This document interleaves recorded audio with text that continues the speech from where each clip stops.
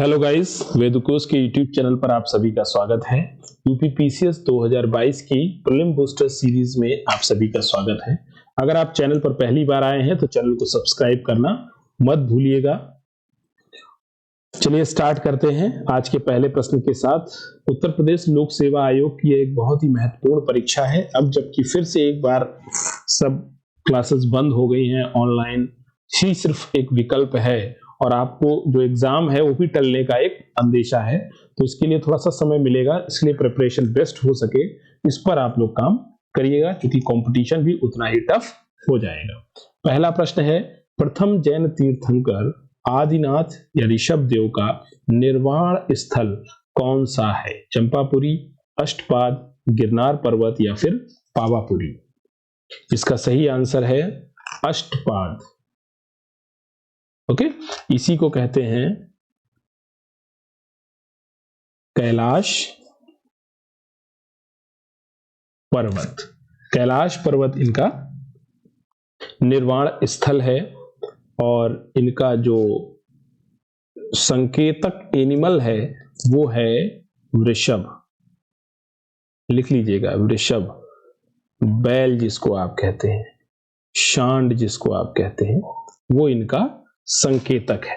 Okay, अब चंपापुरी किसका निर्वाण स्थल है? देख लीजिएगा, ये है वासु पूज्य नाथ, एक जैन तीर्थंकर हुए 12वें नंबर के। ओके, उनका निर्वाण स्थल है चंपापुरी। इनका जो संकेतक एनिमल है वो है महिष। महिष का मतलब भैंसा। ठीक है, फिर बात करते हैं गिरनार पर्वत की। गिरनार पर्वत पर किसका हुआ है? यह हुआ है निर्वाण अरष्टिनेमि का। अरष्टिनेमि का हुआ है और अरष्टिनेमि का नंबर है 22। आपको पता है टोटल 24 तीर्थंकर हुए हैं। ठीक है, उन्हीं की बात हो रही है। ये पहले थे आदिनाथ ऋषभ देव, वासुपूज्य देव 12th नंबर के थे और अरष्टिनेमि 22वें नंबर के हैं। और इनका जो सिंबल है वो है शंख। पावापुरी में किसका हुआ है? सभी जानते हैं, महावीर का निर्वाण स्थल है पावापुरी और ये 24वें नंबर के जैन तीर्थंकर हैं। इनका सिंबल है सिंह या शेर। ओके, तो ये एक बहुत इंपॉर्टेंट क्वेश्चन है। अब इस क्वेश्चन के माध्यम से मैं आपको ये बताना चाहता हूं कि पहले तीर्थंकर से लेकर 24वें तीर्थंकर तक सभी कहां जन्म लिए, कहां उन्होंने निर्वाण प्राप्त किया और उनके क्या संकेतक हैं, इसके बारे में आपको पता होना चाहिए, क्योंकि उत्तर प्रदेश लोक सेवा आयोग यहां से प्रश्न बना लेता है। देखिए, आप अगर चैनल पर पहली बार आए हैं तो चैनल को सब्सक्राइब जरूर कर लीजिएगा, वेदुकोश को, और इसमें जो उत्तराखंड पीसीएस को लेकर प्रीलिम बूस्टर की सीरीज चल रही है उसको भी ज्वाइन करिए और डेली करंट अफेयर आपके लिए बहुत महत्वपूर्ण होने वाला है। नेक्स्ट क्वेश्चन है, पाल वंश का अंतिम शासक कौन था? गोविंद पाल, मंदन पाल, रामपाल या फिर कुमार पाल? इसका सही ऑप्शन है ऑप्शन ए, पाल वंश का अंतिम शासक गोविंद पाल था। ठीक है ना। देखिए, इसकी अगर कहानी आप समझेंगे तो गढ़वालों ने मगध से इनको पदयुक्त कर दिया था। जब गढ़वाल आए हैं, ठीक है ना, तो अंतिम रूप से इनको हटा दिया है मगध वाले एरिया से। पाल वंश के बाद बंगाल में बेसिकली सेन वंश का शासन स्थापित हुआ था। और अगर पाल वंश की स्थापना का श्रेय देते हैं आप किसी को, तो वो दे देंगे किसको? मैं बताता हूं। पाल वंश की स्थापना का श्रेय देंगे आप गोपाल को। उनका प्रथम शासक था गोपाल, उसी ने पाल वंश की स्थापना की थी और ये बौद्ध धर्म को मानने वाला था। गोपाल ने ही उदंतपुरी में एक मठ का निर्माण कराया था। ठीक है, फिर इसका उत्तराधिकारी था धर्मपाल, बहुत ही फेमस रूलर रहा है। इसने कन्नौज के त्रिपक्षीय संघर्ष में हिस्सा लिया था। इसके अतिरिक्त ये भी बौद्ध धर्म को मानने वाला था। तब इसने क्या किया कि एक तो विक्रमशिला बौद्ध विहार, इसे विक्रमशिला विश्वविद्यालय भी आप कह देते हैं, विक्रमशिला बौद्ध विहार का निर्माण कराया। इसके अतिरिक्त इसने सोमपुरी, जो आज बांग्लादेश में है, सोमपुरी विहार का भी निर्माण कराया। वो भी एक विश्वविद्यालय था, ये अब बांग्लादेश में है। ठीक है ना। हालांकि जब इसने त्रिपक्षीय संघर्ष में हिस्सा लिया था तब यह वत्सराज से और ध्रुव से, वत्सराज प्रतिहार शासक था, वत्सराज और राष्ट्रकूट शासक ध्रुव था, ये दोनों से पराजित हुआ था। ध्यान रखना है इसके बारे में। ठीक, तो इससे रिलेटेड जो भी हिस्ट्री है वो आपको याद रखनी है और ये क्वेश्चंस बहुत बहुत इंपॉर्टेंट होने वाले हैं। नेक्स्ट क्वेश्चन है, निम्न में से कौन सा थोरियम का या के अयस्क है? मोनोजाइट, अल्नाइट, थोरिनाइट या फिर उपर्युक्त सभी? इसका सही जवाब क्या होगा? इसका सही जवाब होगा उपर्युक्त सभी। ये सभी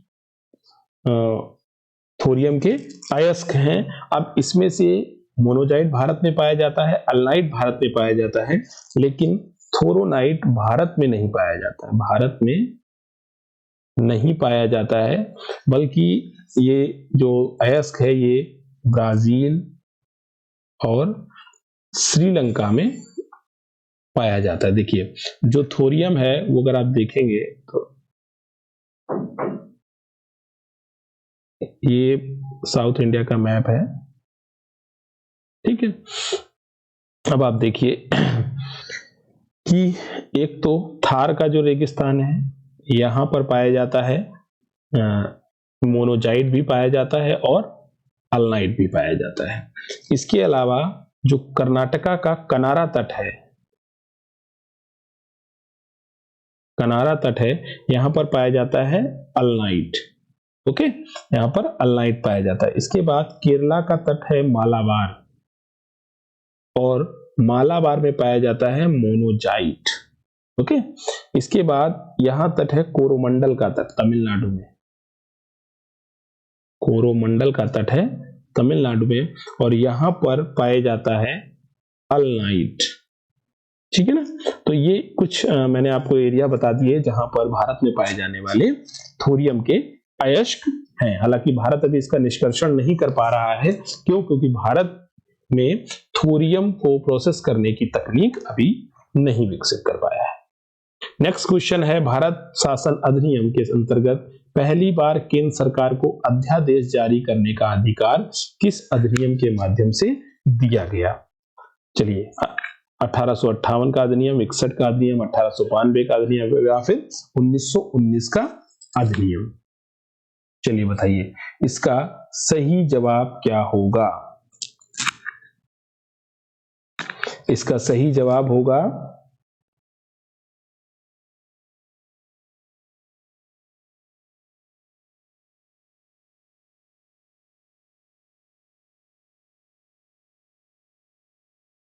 1858 का अधिनियम। ओके, इस पे पहली बार केंद्र सरकार को अध्यादेश जारी करने का अधिकार दिया गया। 1861 का अधिनियम क्यों महत्वपूर्ण है? क्योंकि पहली बार पोर्टफोलियो यानी कि विभागीय व्यवस्था की शुरुआत 1861 के अधिनियम से किया गया। ये अब की बार यूपीपीसीएस 2021 की प्री परीक्षा में पूछा गया प्रश्न भी है। इसके बाद केंद्र स्तर पर पहली बार विधायिका की शुरुआत की गई, विधायिका की शुरुआत की गई, और यहां पर 10 सदस्य रखे गए पहली बार केंद्रीय विधायिका में। 1892 की बात करें तो आप कह सकते हैं कि 1892 के अधिनियम से जो विधायकों की संख्या 10 थी उसको 10 से बढ़ाकर ये 16 कर दी गई, और यहां पर प्रश्न पूछने का अधिकार दे दिया गया।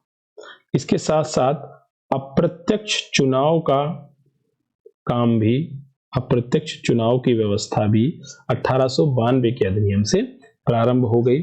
और 1919 के अधिनियम आप सभी जानते हैं मॉन्टेग्यू चेम्सफोर्ड सुधार के नाम से जाना जाता है। इसमें राज्य स्तर पर द्वैध शासन की व्यवस्था की गई, प्रत्यक्ष चुनाव की भी व्यवस्था यहां से मिलती है। इसके बाद 1919 के अधिनियम से ही केंद्रीय लोक सेवा आयोग का भी गठन किया गया। लोक सेवा आयोग का इलाहाबाद में बनाया गया था पहली बार। ये केंद्रीय लोक सेवा आयोग का गठन 1919 के अधिनियम से किया गया। तो ये बहुत ही महत्वपूर्ण प्रश्न है। केंद्रक की खोज किसने की? रॉबर्ट ब्राउन, वॉल्थेर फ्लेमिंग, विर्चाउ या वॉटसन एवं क्रिक? इसका सही जवाब क्या होगा? Robert brown. रॉबर्ट ब्राउन ने केंद्रक की खोज की है।